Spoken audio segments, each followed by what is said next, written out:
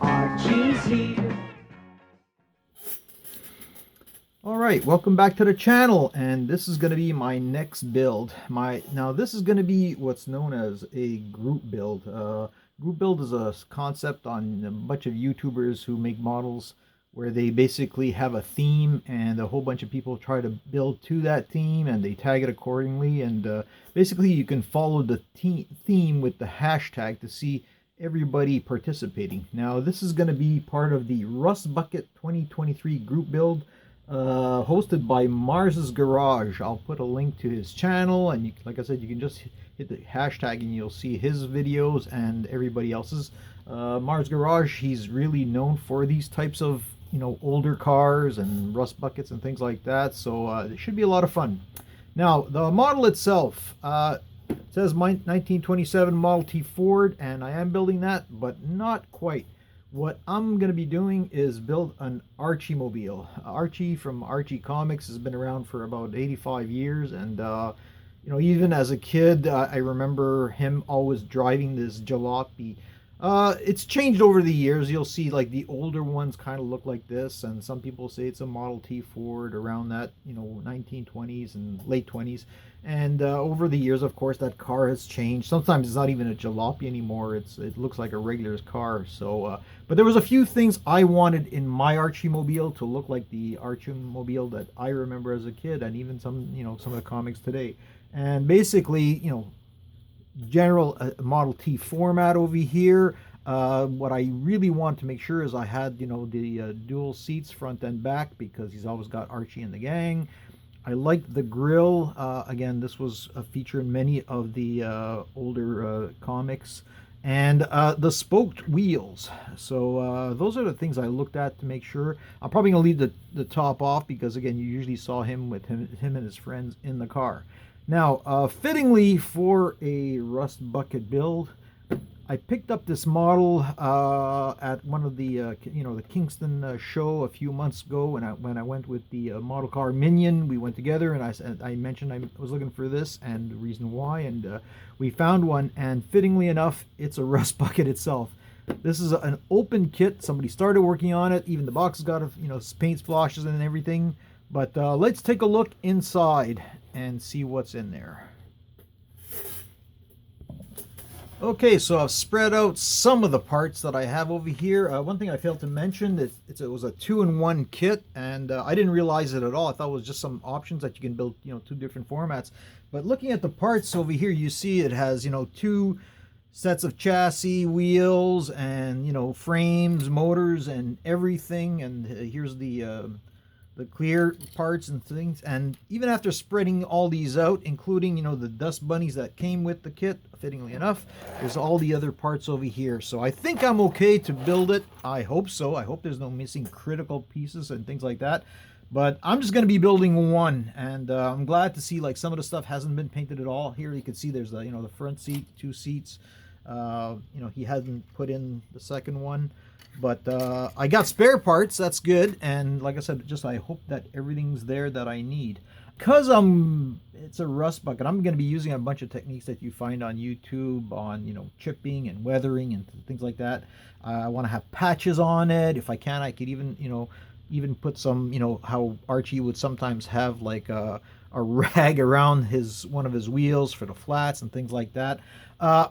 There are many ways I can remove this paint with oven cleaner and things like that. It's a rust bucket. I don't care. I'm gonna probably just prime over it, and hopefully that should be enough, and then apply the techniques to have it rusty. I'm gonna have a few places where maybe it's eaten through the metal and things like that. So we'll see what I can do to make it as much of an Archie-mobile as possible. I should mention also that this group build ends September 30th. As you guys all know, I'm a really slow builder, but even at that, I think 2 months should be plenty of time for me to build something in time for the end of the group build deadline. So let's see what I can make up. Okay, one thing I forgot to mention was that there is actually already an Archie Jalopy, car kit. This came out in 1969 from Aurora. Bit hard to find, and again, it's something that I don't think anybody will repop because it's basically just a car kit. There were no extras as far as I know with that kit. So anyhow, this is why we're building it from this other Model T.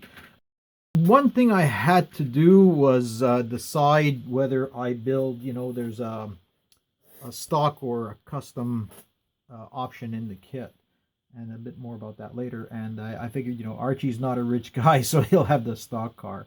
So what I did is I went through all the pieces and picked out all the pieces I need to build stock, and you see it here. The only thing I couldn't get were these two rear backing plates, and it's no big deal. I actually do have a set. It's part of a chassis that was built on the person who had this started building the other one, and it was just not the way I wanted. So I wanted this piece here, so I don't have the backing plates. Again, no big deal. Other than that, I think there was one lamp clear, the light clear for the lamp. So again, no biggie. One thing it's kind of curious. I'm looking at the box and it says 2-in-1, two options in one kit. So I think this came as really one kit where just a few pieces were the option between the stock and the chassis.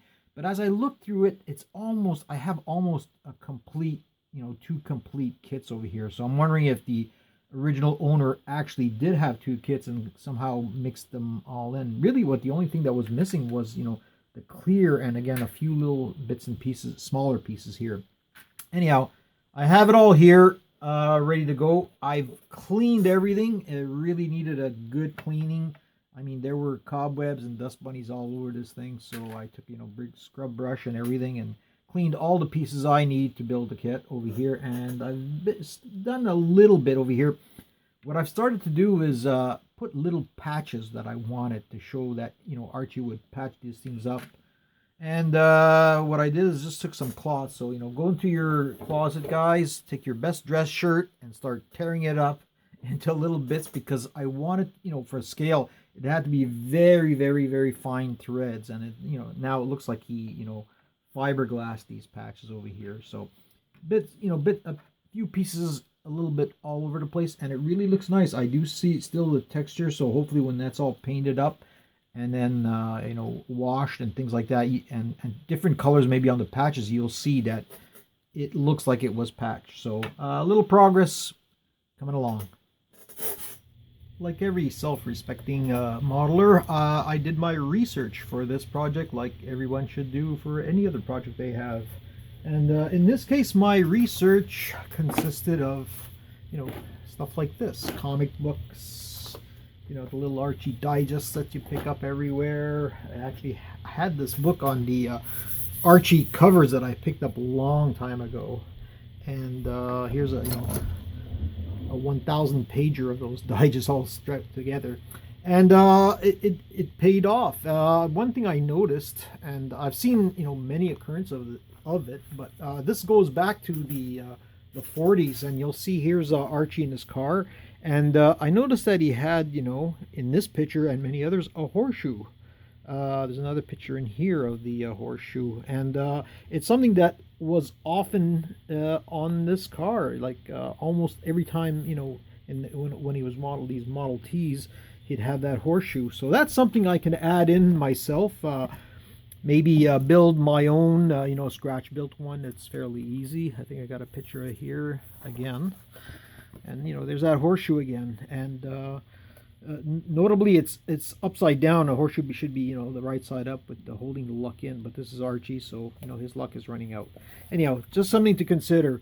Another thing I don't have here, but I noticed when watching the Archie cartoons, I took snippets, and you'll probably see some snippets in this video, where his car had a rope attached around the chassis or parts of the body, holding it together. And so that's probably something, if I can find the right piece of rope with the right diameter that looks, proportional and whatnot, I'll see if I can add some rope holding this junk bucket together. So that's it for the research part. And now you can see that I've primed everything together, primed everything with different types of colors of primer paint. Some of the stuff like the body in here where I'll have the seats, I want a little more detail probably popping up depending on what color I end up painting the seats and stuff like that. So I use the white for that kind of stuff, black for, you know, the engine and the underside over here. And for the body where I'm going to be really doing a lot of the rusting and the aging and things like that, I went with a rust colored primer. One thing I noticed right away as I was priming it is you can see that the prime, you know, those patches I added, they look really, really nice. I don't know if you can see that texture over there. I don't think I can zoom in, but it's there, and it's going to look really, really nice once I, you know, do a wash on it later on, to have that patch, you know, stand out and, you know, have it different colors and things like that. So I'll be doing that. I'm going to be doing some actual, you know, mars and scratches and, you know, using a Dremel tool, dig into the body over here, maybe even go through completely in some places as if the rust has gone right through. I'll be doing that. And if you look online, I'm not going to repeat most of it, but if you look online, there's basically two techniques that you'll see often people using to do the rust effect. And one of them is using salt. And basically you add different, you know, coarse salt to the body and you apply it. And then, you know, once it dries and everything, you go back later on after you've given your base coat, you can go back in with a brush and then slowly, you know, or even with your fingers, just scrape it off, and you'll see again if it's this color on the underside, then that's going to shine through as your rust color under there. Now this is sea salt, so if you can see, that's quite coarse, coarser than regular table salt. And then there's even coarser rock salt, and basically you try to get a combination of all those sizes or break them down themselves like this. Like I'll probably, you know, crush a few bits so that they're half this size and use some table salt, maybe some rock salt. So I'll be using that technique. And another technique that they use is the hairspray technique, not to be confused with the John Waters film or the remake. And basically you use any hairspray you have. You can even use dollar store hairspray. And it's kind of similar to the salt, is where you give an undercoat with the hairspray on top of this, that later on when you have a base coat, you can scratch it off, and because it's hairspray, it'll come off a lot easier. And so again, you'll see that underside coating, which is basically rust. So those are kind of things I will be doing. Hey, look, gang, the paint. Update over here. What I did is I went back in and I gouged a few corners and things like that, and went back in, put a little rust over them, rust paint. And then I tried the salt technique. I was thinking, you know, do I want to try both the hairspray technique or the salt? And I just said, oh, I'm going to try the salt technique. And I have mixed results. There are some places where it came out really nice. I don't know if you can see this over here. Pretty much the effect I wanted. But then you'll see a lot of places like this where you see this white area, and you have it here and here and here, and especially here on the hood. Now, what happened was, this is where there was a lot of water, and it quite, you know, I guess I put a little too much water, and it didn't dissipate enough as I went in to put the salt on it. It just wouldn't go away. So there was just too much water, and it gave this effect. Now, it's not the end of the world. It still looks like a really rough shod car and things like that. So kind of a rust effect, not quite what I wanted, but I'm going to leave it as is. It was my first try, not the best. You can really see the difference here and there. It basically looks like there's two different rust happening over here. So I'm going to go back in, add a little more rust. By the way, I want to mention that, oh, I don't have it over here. Anyhow, there's some rust paint that I had that I'm having good results with, this Vallejo model light rust. Anyhow, good stuff. I'm going to go back and touch up some of that stuff. The rope, I said I was going to give try for rope, and the first thing I did is I took this, you know, kind of heavy twine, and then I tried to take fine strands, then braid it into a rope. But that, you know, not quite what I wanted. So what I just took with some regular packing rope over here, and then I dipped it into a wash of browns and oranges, and a little PVA too, so that it would stiffen and not unfurl. And I think I can use this piece over here. It looks good enough right now. Maybe just a little darker wash one more time, and I'm gonna go with that. So not too bad. The rear backing plates, as I mentioned, the other chassis that was in the kit had two of them already glued on. I was able to remove one, but I could not remove the other. So what I just did is I went around, looked at some plastic washers I had, and you know, a little fine tube of plastic over here, and I was basically able to recreate them. Now the inner diameter is not the same, but it doesn't matter because it's the outer diameter that buckles onto the axle over here, and then the axle itself already has a through hole for the metal axle to go through. So been able to, you know, at least have some backing plates there. And the last thing I did was, it's an Archie comic book, so I'm gonna end up throwing some little miniaturized Archie comic books that I printed out here, complete with some of the backing that has, you know, an Aurora, classic Aurora ad in the back here, or Evel Knievel, and you know, all this.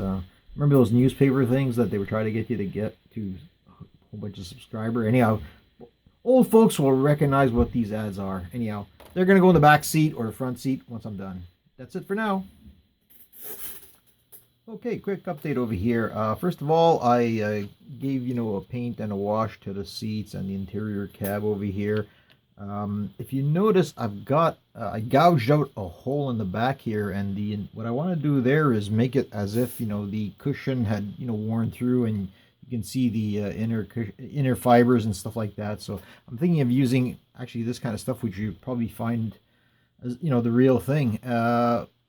It's a little off scale, obviously, so if I see something, find something finer than this, I may switch it up, but it looks not too bad. You know, it looks like it's a hole in the upholstery, and you can see you could actually give it different tints to, you know, see what color, or if you want any color at all. Anyhow, I'm going to do a little more experimenting with that, but there will definitely be something over there.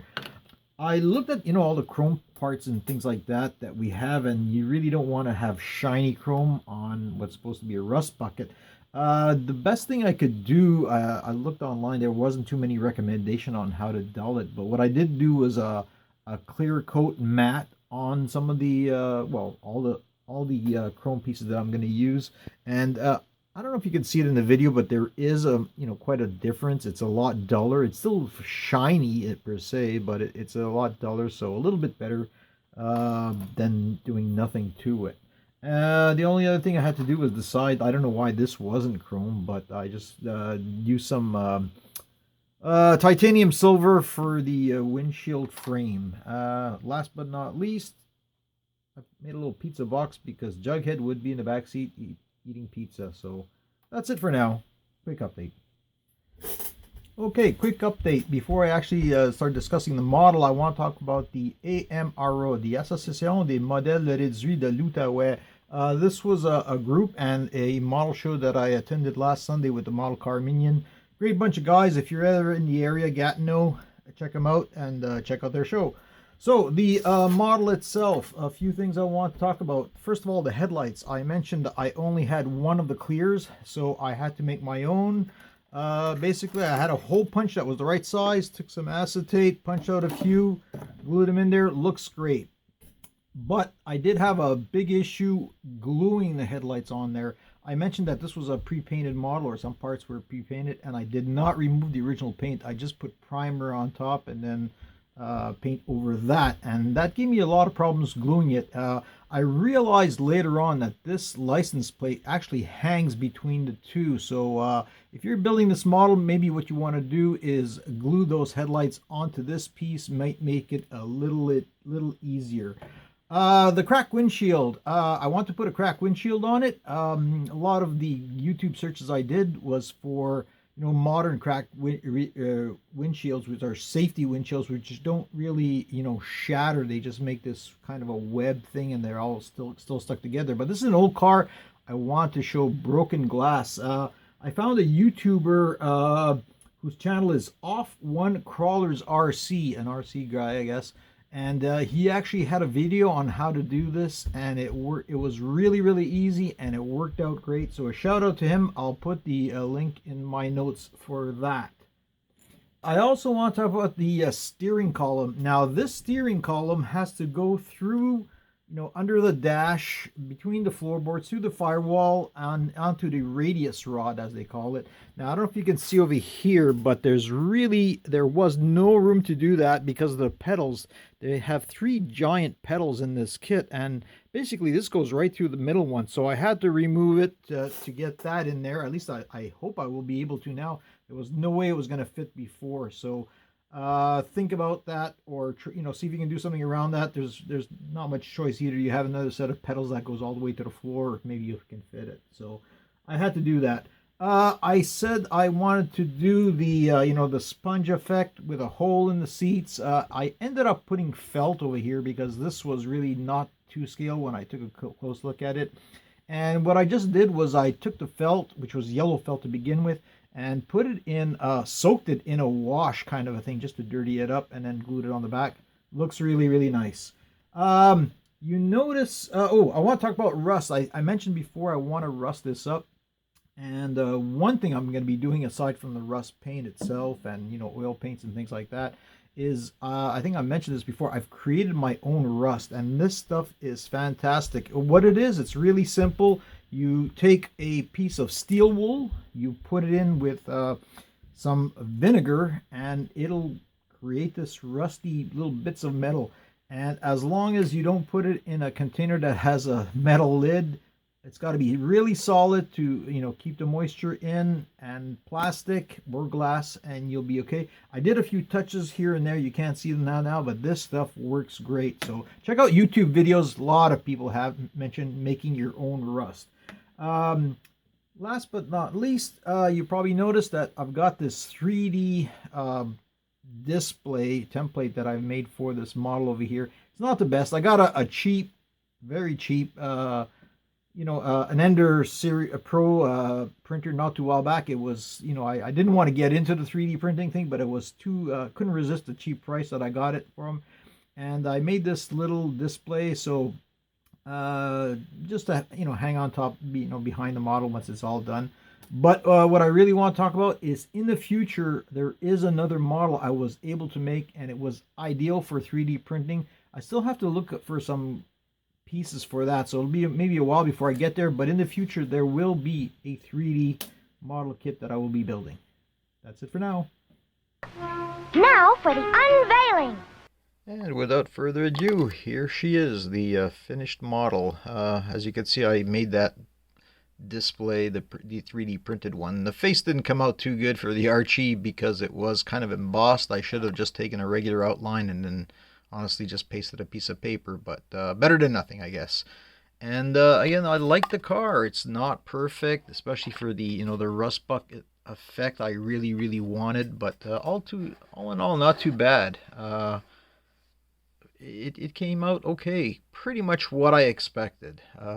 Some things came out better, some things not as much. I think when it comes to the rust effect, it's one of those less is more kind of a thing, so I probably overdid it in some places.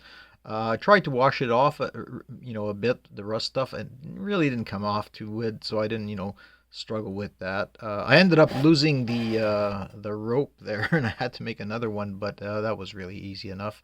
So I hope you enjoyed it. I'm going to take a few other shots after this, but that's pretty much it. On to the next one. The next one should be either a quick build or a very long build because I'm going to be away for a while. I'm hoping to get the video in before. Probably won't though. So if it's a little while, don't worry. I will be back. Quiet on the set. Ready, lights, camera, action. My heart went bang, shang, lang, bang, shang, lang, bang, shang, lang.